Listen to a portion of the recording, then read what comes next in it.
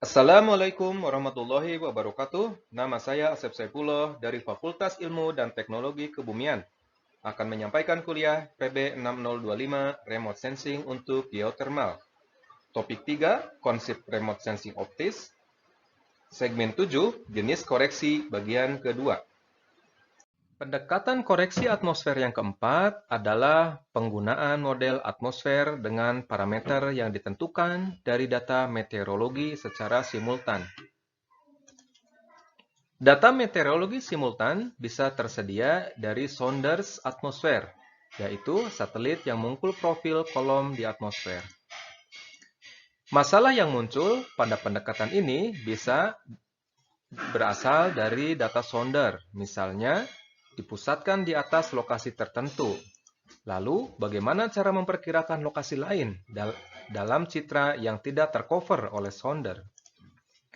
Sekali lagi, di sini sekumpulan asumsi harus digunakan oleh pengguna, misalnya kondisi atmosfer yang homogen. Berikut contoh data hasil sonder meteorologi menunjukkan variasi atmosfer yang berbeda untuk setiap lokasi, meskipun dalam waktu yang sama. Pendekatan kelima adalah eliminasi orde pertama. Pada pendekatan ini bisa dilakukan dengan beberapa cara, di antaranya pertama, menggunakan pendekatan multi tampilan.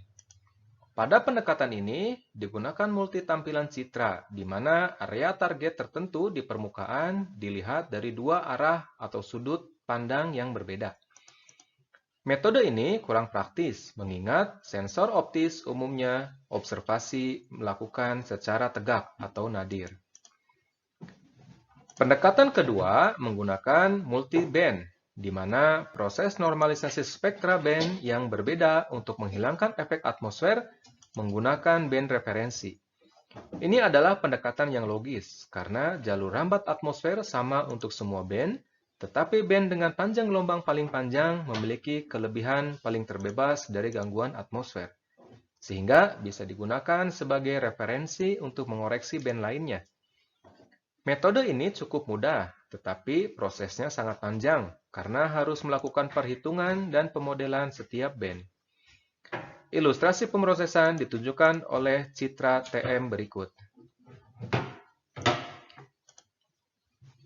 Di sini ditunjukkan histogram untuk band 7 dan juga untuk band 1 dari lenset TM. Untuk band 7 terlihat histogram terisi lengkap dari kisaran digital 0 sampai ke 255.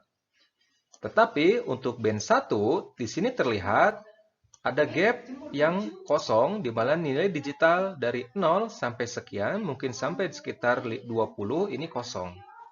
Ini menunjukkan bahwa TM band 1 ini atau band biru ini mengalami gangguan dari atmosfer.